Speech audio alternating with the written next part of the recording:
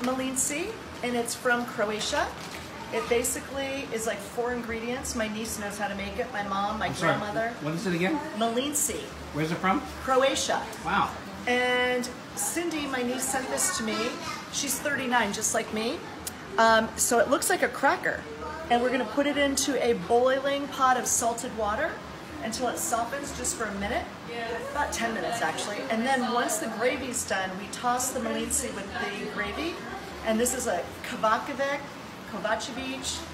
Mila Kovacevic secret favorite food. So we're gonna make it right now. And thank you, Cindy, for sending it.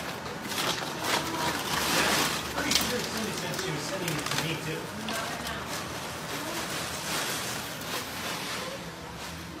Just saying.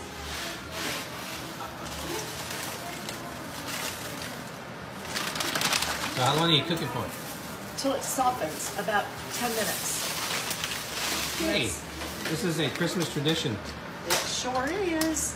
Has been for at least the last 3 years, huh? Absolutely. And if we didn't have my niece, we would not have it because I do not do things with flour.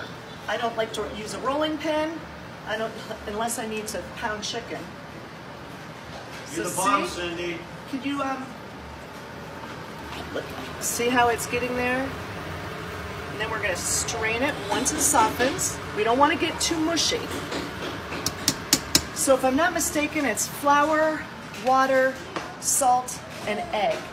And you roll it out really, really, really thin on a big countertop.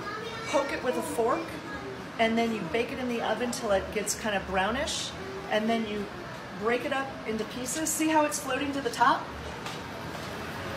That means it's getting done. It's almost like a homemade dumpling or a homemade noodle.